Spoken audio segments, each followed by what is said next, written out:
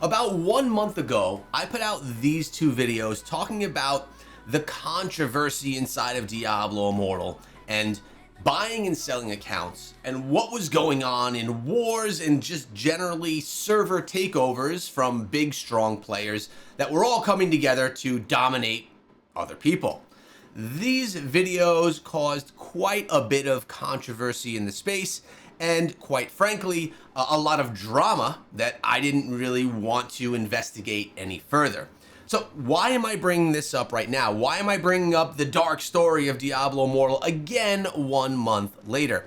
Well, I was speaking with someone last night. They hit me up over on Discord, and they were just for the first time watching these videos. This is someone that was a clanmate, that was been a friend over time, and that just was curious as to what was going on there. They had some more information that they wanted to add to the mix.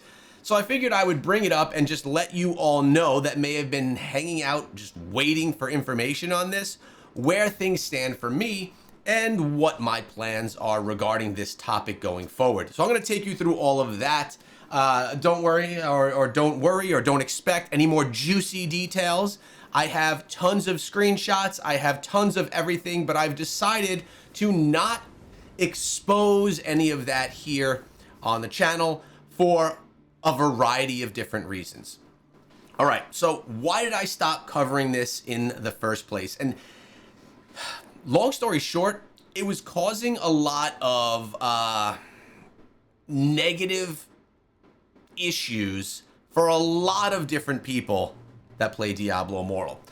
Not because of particularly what I said in the videos, but a lot of because of what was said in the comments of the videos and names that started to be thrown into the mix. People that just didn't want to be in that mix on YouTube. Now, I know I could go all CoffeeZilla on everyone and be like, oh, we're going to expose everybody. They were involved in this mess. They're going to be exposed. But that's not, I'm not a CoffeeZilla. I'm not someone that, I kind of felt bad after doing that video because it brought, for a lack of a better word, it brought some hardship on people. Now, whether you're a good player in the game doing the right thing or a, quote, bad player inside of the game doing the wrong thing, you're still a person. And the last thing that I want to do is make people's lives more difficult for them. So, in a big nutshell here, that's why I decided to kind of cut things where they were. I had a lot of plans of what I could have done. I have a lot of information that I could share, but it's not worth me doing at the expense of people's lives being more difficult for those people. Some things that I've learned are there's one group of people that's looked at as the bad guy in all of this, but really at the end of the day, there's stuff happening everywhere from all sides, from many people on both sides. There's no innocent people. There's no bad people. There are just people that engage in the activities of the buying and selling and how wars are being stacked, and people that don't. And that's just how they decide to play the game, whether it's with terms of service or whether it's not. Now, is it my job as a content creator who absolutely loves this game to get in here and to be the person that determines, who is going to get themselves in trouble and who is not? No, that's Blizzard's job. If Blizzard wants to start knocking bans on people, they could easily see. I mean, I worked with Supercell, wearing the Supercell shirt here today. I worked with Supercell for years, and it is very easy to tell when an account is sold and started being played somewhere else. The first thing is location. If an account was bought from here, or if an account was originally being played here, and then a year later it's being played in another place across the world, either that person moved, traveled, or sold their account to someone that's on the other side of the world. So very easy to see these kinds of things. There are also many other ways based off of transactions and things that go on inside of the game, all the metadata. If Blizzard or NetEase wanted to ban these people for this activity, they could do it. It's that simple. So, in my opinion, if they don't want to do it, then why should I try and push the issue? When honestly, since all of this happened a month ago, our Iceburn tier server was being invaded by all of these whales, all coming together and stacking everything in these wars so that they could, you know, hold that dominance for the extended period of time and not allow the others. It really was not even what I've learned, you know, like someone just wanted to dominate. It was that Group A didn't like Group B, and Group B didn't like Group A, and they just wanted to fight it out with each other so that the other couldn't have that status. Now, obviously, there's a lot more going on to it than all of that, but, you know, that was a big part of it right there. Now, I had said that I was planning to interview parties. I actually had a representative of each of the parties willing to come on an interview with me and talk about their side of the story. I had one from the A side and one from the B side. Why did I abandon that idea? Because I even spoke to, in depth, one of the people on one side, and not as in depth with someone on the other side. And I determined that if I interviewed someone from one side, it would only be fair if I interviewed the other side as well, so each side's story could be told. And I did say that I don't want names, I don't want anyone's personal names being thrown out in these interviews, because I don't want to cause that more drama for people. Simple stuff. I just want it to be, what's your side of the story without throwing too many people under the bus, and what's your side of the story? I decided to not do it because what it would have done is just enhanced all of the drama. Would it have given people the story that they wanted to hear? Yes.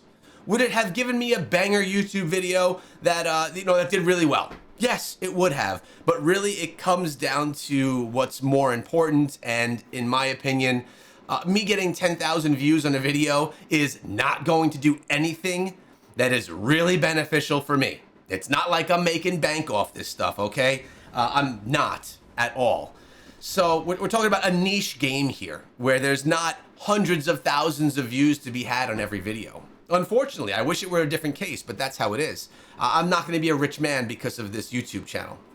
So for me to do something like that, even if I would become a rich man from it, it kind of talks about your morals and your ethics and who you are as a person. So me, I decided with those interviews, I'm not gonna do them. I wasn't gonna do them. I let the people know that we're just not gonna go that route. I believe I did, maybe I didn't. If I didn't and you're watching, I'm sorry. I didn't mean to stand anyone up, but I just didn't want to cause the extra drama for anyone. And to be honest with you, I think parties from both sides were done hearing about it and didn't want it being thrown around anymore because I think it was causing problems for all. The day that I put out that first video, the one up here on the right, I've since then turned off comments on that video because, as I said, too many people were being exposed. And I was getting I had gotten DMs from at least 100 people, maybe more, that day alone. I literally could barely do any work that day because of the amount of DMs that were coming in, and they weren't people that were, I mean, I guess they were a mix of people. You had people that were, here's all these screenshots of all the interactions I've seen from both sides. And you had people saying, my name was thrown in this, I don't want my name in there, can you delete the comment? Sometimes they weren't as nice as that. So I was going through and deleting comments. I'm like, man, I'm just gonna turn the comments off in this video to kind of end the drama. So what did that do? It ended the drama. It also killed the video. So my choice to turn off the comments to just stop the drama for people getting exposed and thrown out, or just their names being thrown in there for no reason even potentially, I killed the video and it died right there because of, well, YouTube algorithm. The engagement was gone because there was no way to engage with except for a thumbs up in the video. So it was my choice, willing to kill the video to stop having people have their day ruined because of it or worry because of it. I know how it feels to be worried about something, you know, being a content creator myself. You know, there's a lot of things we have to worry about. So I don't want other people to have to feel that kind of thing. So I chose not to. Not trying to take like a podium stand here like I did the right thing or anything like that. Just giving you my reasoning for why the story ended where it did. So at this point in time, we had a good drama story. Things going on inside of Diablo Immortal against terms of service by Blizzard. But really, Blizzard, I don't know that they care as much to, I just literally just almost fell. I don't think they care enough to address it the way that it would need to be addressed to handled appropriately. And also there would be a large player base that's gone. I've learned from this, there are a lot more players buying and selling accounts and engaging in this stacking of wars than I had ever known before. And a lot of players that I know that are involved in that stuff that I would have never thought before. And you know what? Those players are still good people. They still have awesome builds. They still do great things inside of the game, but they're engaging in the game in a different way from how the majority of other people, normal players, play the game. So I actually am not upset with anyone. I haven't seen anything in our server change. I haven't noticed, because again, I'm not trying to fight for being the Immortal either. I haven't noticed that like anything crazy has happened or that I can't engage in the games in the way that I want to. I actually, since this time, have been doing Battlegrounds more than ever and actually enjoying it and pulling in a bunch of wins and getting a bunch of kills. So it's clearly not interacting and hurting me in that way either. So what is this video? This video was very simply one to say, the story ended a month ago after those 2 videos. I won't be pursuing it any further.